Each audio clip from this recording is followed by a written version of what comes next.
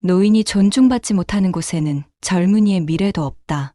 노인을 저버리는 사회는 죽음 바이러스에 감염된 것과 같다라는 말이 있습니다. 나이 들고 늙으면 버림받는 세상입니다. 옛 어른들이 새끼 많이 난 소가 멍에 벗을 날 없다 하였는데 지금이 그런 세상이 아닌가 생각됩니다. 수명이 늘어나면서 노인들의 숫자도 증가하고 있습니다. 하지만 우리 사회는 노인들을 배려하고 그들의 품위를 지켜주기 위한 자리를 충분히 준비하지 못하고 있는 현실입니다. 어느 자식 집에서 3일만 머물면 눈치를 주고 빨리 가기를 바라고 이어 노인을 짐처럼 여기고 있는 현실이 개탄스럽습니다. 요즘 평균 수명이 늘어 100세 시대라는 말이 있지만 사실 100세 시대라고 해서 행복하고 좋은 건 아닌 것 같습니다. 요양원에 들어갈 때가 되면 그때부터 삶은 끝났다고 말하시는 분들도 많이 계십니다. 실제로 100세까지 살지만 현실적으로는 건강이 악화되는 순간부터 남은 수명은 고통의 삶이 돼버리는 것입니다. 사실 이렇게 거동이 불편해지거나 치매가 오게 되면 이제 부모님들은 더 이상 자기의 남은 삶을 선택하지 못하게 됩니다. 부모님의 몸이 불편한 순간 부모 동의 없이 자녀들은 자기들끼리 회의를 할 것이고 미안해하며 부모님을 원룸에 혼자 지내게 하거나 요양원으로 보낼 것입니다. 이런 말을 듣게 되면 우리 부모님들은 자식들에게 미안해서 그 말을 따를 수밖에 없게 되는 것입니다. 이때부터는 사는 게 아닌 것이 됩니다. 그래도 자식들이 연락을 잘해주면 모를까. 자식들은 또 자기 삶을 살기 바빠 부모님을 신경 쓰지 못하게 됩니다. 자식들은 한 달에 한 번만 찾아뵈는 것도 많이 찾아뵙는 것이라 생각하지만 혼자 지내는 부모 입장에서는 손꼽을 정도로 짧은 행복일 것입니다. 그러나 이것마저도 안 앉는 자식들이 정말 많습니다. 최근에는 돈 때문에 치매나 병에 걸린 독거 또는 장애 노인들이 가족에게 버림받고 요양시설에도 들어가지 못하는 딱한 사례가 늘고 있습니다. 오늘은 가슴 먹먹하면서 충격적인 이야기로 실제로 있었던 두 가지 사연을 여러분과 함께 나누고 싶습니다. 우리의 현실과 앞으로의 미래에 대해 생각하고 반성하는 시간이 되었으면 좋겠습니다. 첫 번째로 홀로 좁은 고시텔에서 생활하는 어느 할머니의 사연을 들려드리겠습니다. 제가 어릴 때 부모님이 재혼하셨어요. 새엄마는 저를 자식처럼 대하지 않았습니다. 주로 구박을 받는 날들이 많았습니다. 제가 18이 되던 때 새엄마가 내 가방에서 담배를 발견하고 어릴 적 친엄마를 생각하며 써놓은 편지를 몰래 읽었다는 사실을 알았던 그날, 여긴 감시받는 교도소지 집이 아니라며 뛰쳐나와 누나 집으로 도망을 갔습니다. 누나는 새엄마의 구박을 더 이상은 못 견디겠다며 진즉 혼자 독립을 해서 원룸을 구해 살고 있었습니다. 아버지는 다음날 누나 집으로 찾아와 제게 말씀하셨습니다. 차라리 그냥 누나 집에서 지내라. 가뜩이나 여자애 혼자 있는 집이라 걱정도 되고 하니까 그냥 너도 여기서 지내거라. 얼마 지나지 않아 투룸으로 이사를 했고 나는 그곳에서 학교를 다녔습니다. 내가 20살이 되던 해 부모님의 곁을 떠나 나와 같이 살던 누나는 외국으로 떠났습니다. 외국인의 매형의 비자와 결혼 문제 때문에 간다고 했습니다. 그리고 20살이 되면서 그 집은 계약이 끝나고 나는 이제 다른 곳을 알아봐야 했는데 집에서 지원을 해줄 리는 없고 그렇다고 20살에 돈이 있는 것도 아니었기에 저는 별다른 방법이 없었습니다. 어떻게 할지 한참 고민하던 찰나 집 바로 맞은편에 골목을 비추는 가로등에 늘 곁눈질로만 보고 그냥 지나쳤던 종이 한 장이 눈에 들어왔습니다. 최고급 시설 고시텔 월 10만 원 식사 김치 제공. 나는 그것을 보며 생각했습니다. 월 10만 원에서 식사까지 제공을 해준다니 완전 하숙집인데. 그리곤 곧장 종이에 붙어있는 번호로 전화를 했고 고시텔 원장은 반갑게 전화를 받으며 안 그래도 딱 좋은 방이 하나 남아있다고 했습니다. 생각할 겨를도 없었습니다. 당장에 잠잘 곳도 없는데 찬밥가를 신세겠냐 하며 단걸음에 고시텔로 찾아갔습니다. 하지만 내가 생각했던 것보다 고시텔 건물 자체도 굉장히 우중충한데다가 고시텔 내부는 말을 할 수가 없었습니다. 온갖 냄새가 나면서 부엌이라고 보여준 곳을 들어가자 청소를 얼마나 안 했을까 싶은 생각이 들 정도로 벽지에 곰팡이와 지저분한 가스레인지가 눈에 띄었습니다. 참 특이한 건 그래도 방은 정말 깨끗했다는 점입니다. 창문은 없지만 그래도 냄새 안 나고 상당히 깨끗했기에 이 돈으로 또 어딜 가서 구하겠냐는 생각에 어쩔 수 없이 나는 바로 계약을 해버렸습니다. 그런데 문득 원장이 내게 말했습니다. 아, 저기 그런데 바로 옆방에 할머니 한 분이 사셔요. 좀 시끄러울 수도 있는데 학생이 이해해줘요. 공부하자고 들어온 것도 아니었기에 딱히 신경 쓰이지 않았습니다. 아, 예, 뭐 괜찮습니다. 그날 내 집 모두 옮기고 낯선 방에서의 밤이 시작됐습니다. 그런데 원장 말대로 진짜 옆방에서 시끄러운 소리가 들려왔습니다. 통화를 하는 것 같기도 하고 혼자 떠드는 것 같기도 하고 알 순 없었지만 신경 쓰이는 큰 소리는 아니었기에 내 짐을 정리하는데 몰두하고 있었습니다. 그런데 갑자기 문을 두드리는 소리가 들렸습니다. 나는 원장인가 싶어 네 하고 뒤로 돌아 문을 열었지만 바깥에는 할머니 한 분이 서 계셨습니다. 아이고, 오늘 들어오셨어요? 아, 예, 안녕하세요. 그분은 인상이 참 선해 보였습니다. 한겨울인데도 고작 내복에 털조끼 하나만 걸치고 있었고 손에는 무엇을 그리 바리바리 들고 계신 건지 한참을 내게 고시원 내기를 해주시다가 대뜸 손에 들고 계신 그것들을 내게 주셨습니다. 밥도 못 먹었을 건데 이거 먹어요. 젊을 때 많이 먹어둬야 해요. 나 같은 늙은이는 뭐 이제 곧 죽을 거라 안 먹어도 괜찮네. 하시며 귤한봉지와 고추장찌개 그리고 파전을 주셨습니다. 애써 괜찮다며 할머님 드시라고 말씀드렸지만 사양하지 말고 받아달라고 하시는 말씀에 나는 잘 먹겠다고 인사를 드리고 이내 받아들었습니다. 그리고 그 다음 날도 할머니는 꾸준히 내 방문을 톡톡 두드리면서 춥지 않냐며 붕어빵과 여러 과일들을 나눠주곤 하셨는데 하루는 알바를 하고 방에 돌아와 잠깐 누워있을 때였습니다. 오늘은 할머니께서 조용하시네 하고 생각만 하고 있었는데 문득 소리가 들렸습니다. 불도 안 켜고 있다 보니 자연스레 옆방의 소리가 조그맣게 들려왔습니다. 처음엔 조금씩 훌쩍이시더니 이내 눈물을 쏟으시며 누군가에게 하소연하는 듯한 소리가 들렸습니다. 대충 엄마, 데리러 와주지 않겠냐라는 말이 오가는 것을 보면 자제분이 계신가 하고 짐작을 할 수가 있었습니다. 하지만 한편으론 내가 참견할 일은 아니지만 어머니 혼자 어떻게 이런 곳에 모셔놓을 수가 있을까 하는 생각이 들었습니다. 뉴스에서만 봐오던 현대판 고려장이 따로 없구나 하며 쓸쓸한 마음에 담배를 하나 물고 밖으로 나가자 그곳에 고시텔 원장도 앉아 있었습니다. 우린 서로 인사를 하며 원장 앞 의자에 털썩 앉아 담배에 불을 붙이는데 문득 원장이 얼굴을 있는 대로 찡그리며 내게 물었습니다. 옆방 할머니 좀 많이 시끄럽지? 신경 쓰일 정도로 시끄럽진 않아요. 그냥 통화하시는 것 같던데. 그리고 원장은 고시텔 입구를 한번 슥 쳐다보더니 의자를 내 쪽으로 끌어와 목소리를 낮춘 채 말했습니다. 사실 아들이 하나 있는데 며느리가 집에서 늙은이 냄새 난다고 싫다고 요양원에 보내자 그랬대. 근데 요양원이 한두 푼 들어? 아들이 글쎄 조용한 데 가서 살라고 여기 보내놨대. 저런, 찾아오긴 해요? 저 할머니가 여기서 4년 살았거든. 그런데 딱 한 번 봤어. 뭐 사들고 오지도 않고 그냥 돈 몇만 원 주고 바로 가더라니까. 내가 참견할 일은 아니지만 그래도 너무 하잖아, 안 그래? 그럼 밤마다 그 아들분이랑 통화하시나 봐요? 조심스레 물어보았습니다. 무슨 대화를 하길래 그리 서럽게 우시는 건지 알고 싶었기 때문입니다. 참 불쌍한 사람이야. 할머니는 집에 한번 가보고 싶다고 데리러 와주지 않겠냐. 엄마가 그렇게 밉냐. 그러고 있지.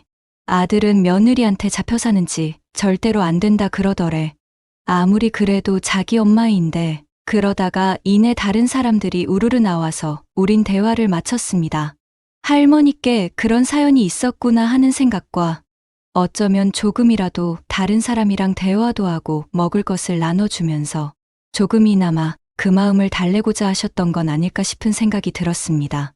그리고 원장한테서 그런 이야기를 들어서인지 옆방에서 할머니 우는 소리가 들릴 때면 또 아들이랑 통화하셨구나 하는 예감이 들곤 했습니다. 그렇다고 방에 찾아가는 건 좀 아닌 것 같고 대화 상대라도 되어드릴까 했지만 주제넘는 행동 같았습니다. 하지만 나도 결국 사람인지라 할머니의 그런 마음도 알고 고생하시는 것도 충분히 알지만 나 먹고 사는 것이 우선이 되어 나를 그렇게도 챙겨주시는 할머니께 무엇 하나 도와드린 것이 없었습니다. 아니, 도와드릴 수가 없었습니다. 하루 종일 꼬박 일해서 얼추 200이라는 돈을 모아서 이제 원룸으로 갈 수 있구나. 드디어 고시원을 탈출하는구나 하던 그때 고시원에 들어온 지 딱 2년이 지나가던 그해 할머니가 짐을 바리바리 싸들고 계단을 힘겹게 내려오시는 모습이 눈에 들어왔습니다. 나는 얼른 달려가 할머니의 짐을 들어서 1층에 옮겨드렸습니다. 아무것도 모른 채 아유, 무슨 짐이 이렇게 많아요? 안 도와줘도 되는데 고마워요. 그리고 뭔가 느낌이 이상해서 할머니께 물었습니다. 근데 어디 가세요? 아, 그냥 이제 고시원 나가려고요. 아참, 나 학생 주려고 챙겨둔 거 있는데 라고 하시면서 작은 가방을 바닥에 내려놓으신 채 한참을 뒤적거리시더니 이내 꺼내 보이시는 건 네잎클로버가 들어있는 열쇠고리였습니다. 좋은 거 못해줘서 어떡하나. 네잎클로버예요. 내가 직접 만든 건데 나 항상 도와줬잖아요. 고마워서 주는 거예요. 작별 인사도 할 겸 가져가요. 뭔가 모를 서운한 마음이 일었습니다. 고시텔 복도나 바깥에서 나를 마주치면 언제나 존대를 해주시면서 항상 뭘 하나 더 못 챙겨주셔서 안달이신 분이 고시텔을 떠난다니 괜히 섭섭한 마음이 들었습니다. 내가 해드릴 수 있는 건 그저 내가 끼고 있던 장갑과 목도리를 드리는 것뿐. 처음으로 할머니께 무언가 해드렸습니다. 날씨 아직 많이 추워요. 이건 저한테 항상 음식이랑 먹을 거 주셨으니까 보답으로 드릴게요. 버리지 말고 꼭 하세요. 절대 사양하실 줄만 알았던 할머니께선 이제 마지막이라 그런 건지 내 앞에서 장갑과 목도리를 휙두르시고 세상 밝은 얼굴을 하시며 고마워요. 한마디 하시고 이내 짐을 바리바리 챙겨 길을 나서는 모습이 보였습니다. 할머니의 뒷모습은 어쩜 그리도 처량한지 괜한 마음에 눈물이 날 것 같아 고시텔로 올라오자 원장이 창밖을 바라보고 있었습니다.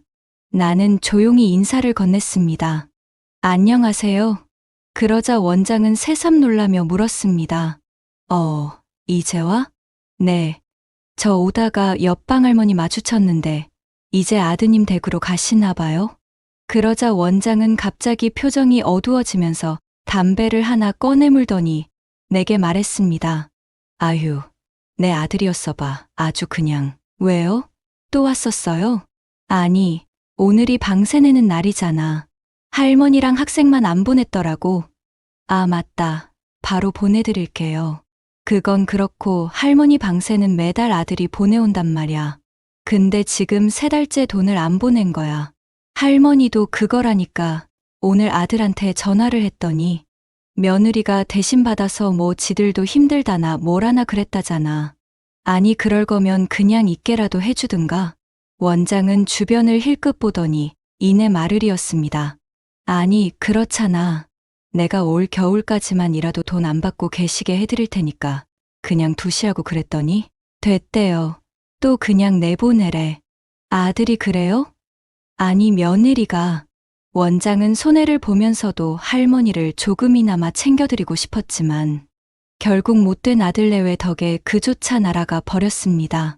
그 일이 있고 딱 3개월 후 그 할머니 아들이라는 사람이 찾아온 적이 있었습니다. 자기 엄마 여기 있냐고 연락이 안 된다며 아직 여기 계시냐고. 그 사람은 고시텔 앞에서 계속 전화기만 붙은 채 자기가 지금까지 무슨 짓을 한 건지 모르겠다고 제발 좀 찾아주면 안 되겠냐며 어린 아이처럼 울어대기 바빴습니다. 원장은 그 남자를 향해 말했습니다. 남의 집 귀한 자식이라 내가 함부로는 말 안 할게요. 그러지 말았어야죠. 다 늙은 노인네가 여기서 살아봐야 얼마나 산다고. 올 겨울이라도 내가 여기서 지내게 해드리겠다니까.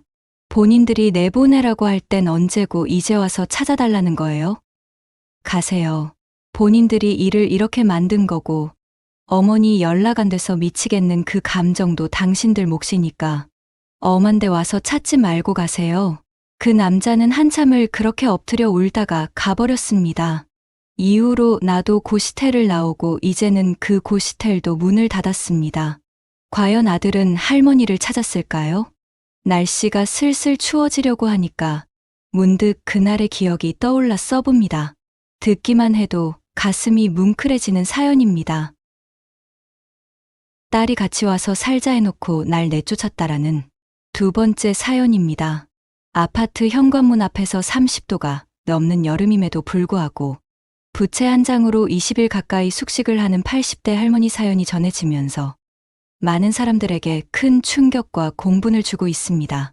할머니는 시멘트 바닥에 이불도 없이 잠을 자고 생리현상을 해결하기 어려운 탓에 밥도 제대로 먹지 못하고 있었다고 하는데요. 할머니가 바깥 생활을 하기 시작한 건 지난 7월부터였다고 합니다. 동네 주민은 할머니가 갈 곳이 없다며 경로당에서 며칠씩 잠을 자곤 했다고 말했습니다. 할머니가 쓰레기를 버리러 빈손으로 나왔다가 비밀번호를 몰라 집에 못 들어가고 있다고 연락이 왔다고 말했습니다. 알고 보니 비밀번호가 바뀐 이 집은 할머니가 막내딸에게 사준 집으로 할머니는 이곳에서 2년간 같이 생활을 했습니다. 그러던 중 막내딸이 자신의 이사 날짜에 맞춰 집을 나가라고 할머니에게 통보한 것인데요. 할머니는 딸이 같이 와서 살자 해놓고 이렇게 비밀번호 바꾸고 문 잠그고 내쫓았다며 눈물을 흘렸습니다. 딸은 이사 갔고 이 집에는 내 집만 들어있다고 하소연했습니다. 집주인은 옛날에 노인네 버리고 간 거지 뭐냐며 이게 현대판 고려장이지라고 탄식했습니다. 할머니는 이날 집주인의 도움으로 딸과 통화했지만 딸은 그게 다 엄마 때문에 벌어진 일이다. 그래서 인연을 끊었다며 전했습니다. 덧붙여 보통 분 아니시다. 그런데도 낳아준 부모라고 제가 고생을 많이 했어요. 법대로 하시라고요. 제가 2년 동안 그만큼 했으면 할 만큼 다 했다는 답변만 돌아왔습니다. 과거 할머니는 남편과 동대문에서 이름만 대면 다들 아는 제화업체를 운영하며 큰 돈을 벌었습니다. 사업이 잘 돼서 러시아에 수출할 정도였다고 합니다. 이후 할머니는 큰딸과 아들에게는 수십억짜리 건물 한 채, 막내딸에게는 월세 600만 원을 받을 수 있는 고시텔을 물려줬습니다. 그러나 아들과 막내딸이 재산 문제로 서로 싸웠고 고시텔 소유권을 아들에게 넘겨주면서 문제가 불거진 것이라고 합니다. 할머니는 재산 다 주니까 나 몰라라 하는 것이라며 막내딸이 오빠는 부자인데 왜 오빠한테만 자꾸 주냐. 그런 거 없어도 먹고 사는데 줬다고. 그래서 그때부터 문제가 생겼다고 하소연했습니다. 할머니의 지인은 아버지가 자식들 다 가게 하나 집 한 채씩 해주면서 막내딸을 좀 적게 준 것 같다며 아들은 딸만 그렇게 감싸고 다 해줬다고 불만이고 딸은 딸이라 적게 줬다고 불만이라고 설명했습니다. 막내딸과 2년간 함께 살 때는 어땠을까요? 할머니는 2년 동안 잘 살지도 못했습니다. 지옥이었습니다. 밥 같이 먹기 싫다고 해서 따로 먹고 화장실도 마음대로 못 가고 목욕도 목욕탕 가서 해야만 했다고 토로했습니다. 실제로 할머니가 생활한 방 한 칸에는 각종 즉석요리와 주방 가구 등이 널브러져 있었습니다. 또한 2년 동안 딸이고 아들이고 내게 돈 한 푼도 안 줬다며 어떻게 그럴 수가 있냐. 아무것도 안 줬어도 부모한테 그러면 안 되는데라고 씁쓸해했습니다. 할머니를 직접 만나 이야기를 들어본 한 변호사는 불효 소송이 늘어나고 있는데 저도 이렇게까지 충격적이고 심한 건 처음 본 것 같다며 최소한의 의식주를 마련해야 하고 도의적인 의무뿐만 아니라 법적인 의무라고 말했습니다.